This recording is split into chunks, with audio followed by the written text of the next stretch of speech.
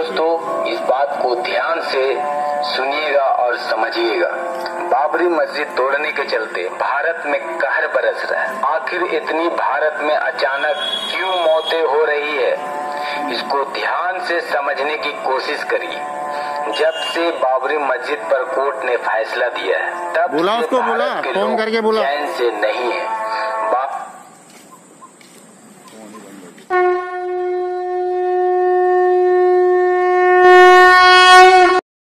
नमस्ते दोस्तों, आप सबका एक बार फिर से स्वागत है आपके अपने YouTube चैनल सत्य सनातन में। स्टार्टिंग में जो आपने क्लिप देखी है वो पिन कमेंट में आपको टेलीग्राम ग्रुप पर मिल जाएगी। इस पूरे के पूरे क्लिप को जरूर देखिएगा। साथ ही साथ बहुत सारे ऐसे क्लिप्स हैं जो हम इस वीडियो में आपको दिखाने वाले हैं, उन सब को भी टेलीग्राम पर जरूर देखिएगा ताकि आपकी आंखें खुल सकें। आज हम आपको 3 खबरें देने वाले हैं। सबसे पहली, सलतोरा पश्चिम बंगाल की उस सीट की जहां से एक गरीब महिला भारतीय जनता पार्टी के टिकट पर जीत करके विधायक बनी है। तृणमूल कांग्रेस के कट्टर नेता को हरा करके वो विधानसभा पहुंची हैं और ये चमत्कार सिर्फ और सिर्फ एक ही पार्टी कर सकती थी। दूसरी खबर, इसी पश्चिम बंगाल के अंदर अब लड़ाई झगड़े, लूटपाट, आगजनी और हत्याओं का जो दौर है वो शुरू हो चुका है। पहले ही दिन से ममता बनर्जी अपनी हार का बदला लेने के लिए सड़कों पर अपने गुंडे उतार चुकी है और उन्होंने खुद को हराने वाले कैंडिडेट पर ही हमला करवा दिया। और तीसरी खबर, राजस्थान के कोटा में अब अनाउंसमेंट करके ये बताया जा रहा है कि सुप्रीम कोर्ट ने क्योंकि बाबरी मस्जिद के स्थान पर राम मंदिर बनाने का फैसला दिया है, इसी वजह से अब अल्लाह का अजाब बरस रहा है और उसी की वजह से कोरोना फैल रहा है और वो हिंदुओं को मार रहा है। आप सोच सकते हैं कि इस देश के अंदर कोई इतना खुलेआम थ्रेट कैसे देख सकता है, वो भी अनाउंसमेंट करके। और ये राजस्थान में हो रहा है, कांग्रेस शासित राज्य में हो रहा है, खुलेआम। तो हम सबसे पहले बात करते हैं सलतोरा पश्चिम बंगाल की उस सीट की जिसका जिक्र कोई नहीं कर रहा। आप लोगों को भी पता है कि इस देश के अंदर केवल एक ही महिला है जिसके सम्मान की बातचीत हो रही है। आपको भी पता है कि किस प्रकार से रामगोपाल वर्मा, स्वरा भास्कर और KRK ने ट्वीट करके कहा कि ये जीत इस प्रकार की है जैसे भारत जीत रहा हो और भाजपा हार रही हो। ये वैसी ही जीत है जैसे कि राम की रावण पर जीत थी। महिलाओं का सम्मान करना नरेंद्र मोदी को अब आ जाएगा। वो महिला जो पश्चिम बंगाल के अंदर अपना चुनाव तक नहीं बचा पाई, उस महिला की किसी ने बात नहीं की थी, जिसको पीट पीट करके मार दिया गया था पश्चिम बंगाल में इलेक्शन से पहले, उस महिला के विषय में भी कोई बात नहीं कर रहा है जो इन इलेक्शंस में जीत गई है। चंदना बावरी एक मजदूर की पत्नी है, 30 साल उनकी उम्र है, अनुसूचित जाति से वो आती हैं। पूरी की पूरी संपत्ति मिलाकर उनकी 31,900 रुपए की है। कुछ बकरियां हैं, कुछ गायें हैं। उनके पास में कोई वाहन नहीं, कोई बंगला नहीं, टूटी फूटी सी एक झोंपड़ी है। पैदल चल चल के उन्होंने लोगों में प्रचार और प्रसार किया, लोगों तक पहुंच बनाई। आप लोगों को भी पता है, जहां एक तरफ पार्टियां धनबल जनबल देख करके टिकट देती हैं, वहीं पर भारतीय जनता पार्टी ने एक अनुसूचित जाति की सामान्य सी महिला को टिकट दिया था। आप लोगों को यह पता होना चाहिए कि जिस समय पर ये टिकट दिया गया था उस समय पर महिला सशक्तिकरण की बात करने वाले लोग ये कह रहे थे कि क्योंकि भारतीय जनता पार्टी के पास में पश्चिम बंगाल के अंदर कैंडिडेट्स नहीं है तो वो तो किसी कुत्ते या बिल्ली को भी टिकट थमा सकते हैं, फिर एक गरीब औरत को दे दिया तो क्या बात हो गई। आज वही गरीब औरत जीत करके विधानसभा पहुंच रही है।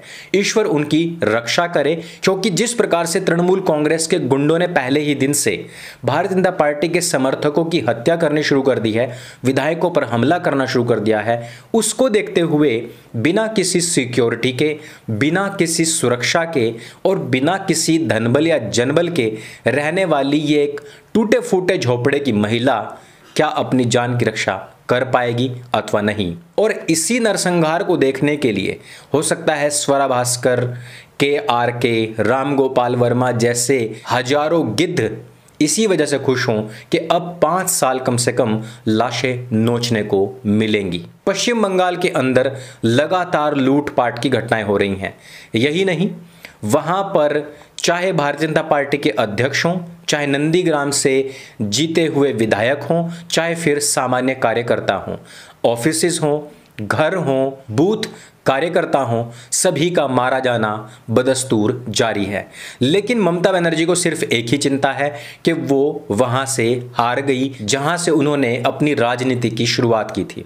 यही नहीं, उन्होंने इलेक्शन कमीशन पर आरोप भी मढ़ दिया और कहा कि अब अधिकारियों ने यह कह दिया है कि तीसरी बार हम वोटों की गिनती नहीं करेंगे, नहीं तो हमारी जान को खतरा भी हो सकता है। प्रमाण मांगे जाने पर कोई प्रमाण नहीं दिया। ये वही ममता बनर्जी है जो अभी तक व्हील चेयर पर चल रही थी, लेकिन जैसे ही इलेक्शन जीत गई वैसे ही उन्होंने व्हील चेयर को लात मार के साइड कर दिया।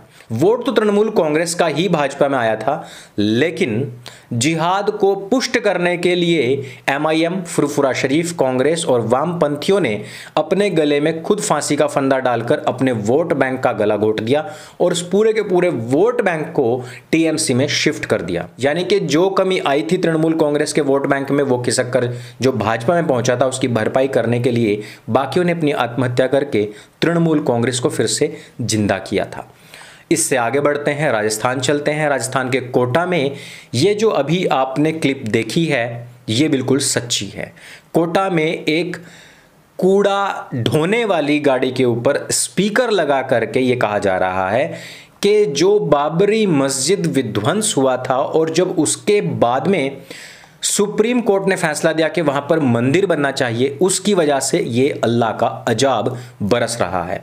वो अलग बात है कि इसमें मुसलमान भी मर रहे हैं और वो अल्लाह का अजाब शायद इतना अंधा है कि वो ये भी नहीं देख रहा कि मुझे अल्लाह के ही लोग उठाने हैं या फिर गैर मजहबी लोग उठाने हैं। ये हम सभी जानते हैं कि गैर मजहबियों से अल्लाह बेहद नफरत करता है और ये मैं नहीं, ये उनकी वही पवित्र पुस्तक कहती है जिसको कि अल्लाह की वाणी कहा जाता है। उसमें बहुत सारी ऐसी आयतें हैं जिनमें स्पष्ट तौर पर लिखा हुआ है कि अल्लाह गैर मुसलमानों से, काफिरों और मुशरिकों से बेहद नफरत करता है। लेकिन शायद यहाँ पर लोगों को उठाते हुए उनसे भी बहुत बड़ी गलती हो गई और वहाँ पर उन्होंने बहुत सारे ऐसे लोगों को भी उठा लिया है जिनको कि मुसलमान शेर सिवान कहते हैं या फिर all India Muslim personal law board के सदस्य कहते हैं। हालांकि कोरोना पूरी तरीके से सेक्युलर है, हिसाब सबका बराबर करके चलता है। मुस्लिम कंट्रीज में भी कोरोना इसी तेजी से फैला हुआ है।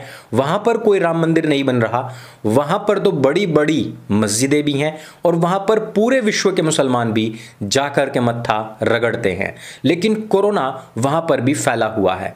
हो सकता है ये भविष्य के कुछ संकेत हमें देखने को मिल रहे हों कि अल्लाह ने वहाँ पर कोरोना का अजाब इसलिए फैलाया हो क्योंकि वहाँ पर आने वाले समय में मस्जिदों का विध्वंस हो और वहाँ पर भी भव्य श्री राम मंदिर बनने वाला हो। तो हो सकता है कि उसी अल्लाह ने भविष्य को जांचते हुए, देखते और परखते हुए पहले से पहले ही कोरोना वहाँ पर भेज दिया है।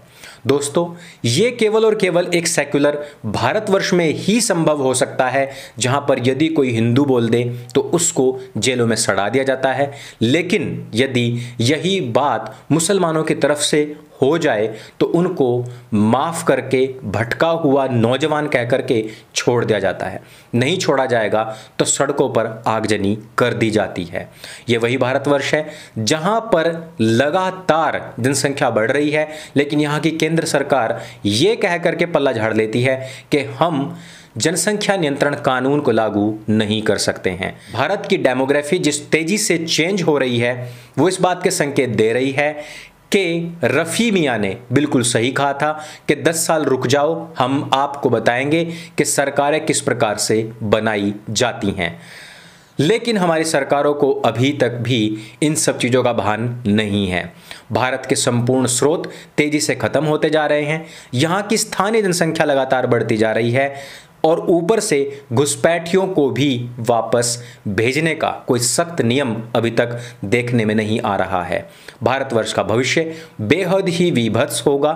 सुप्रीम कोर्ट अपनी तरफ से कोई फैसला देकर ही कोई चमत्कार कर सकती है, अन्यथा सरकारें पूर्ण रूपेण तुष्टीकरण की राजनीति के नंगे नाच पर उतर आई हैं। दोस्तों, आपको आज की खबरें कैसी लगी? पश्चिम बंगाल में जीतने वाली इस महिला के विषय में आपका क्या कहना है? पश्चिम बंगाल में अभी 5 साल और बाकी हैं और ये मौत का तांडव ज्यों का त्यों हमने चलता हुआ देखा है और इस बार हो सकता है कि और बड़ा चले। इस पर आपका क्या कहना है? और राजस्थान में जिस प्रकार से अल्लाह का अजाब बरसाते हुए लाउड स्पीकर से धमकियां दी जा रही हैं, उस पर आपका क्या कहना है? मेरे संग बोले सत्य सनातन वैदिक धर्म की जय। जय हिंद, वंदे मातरम।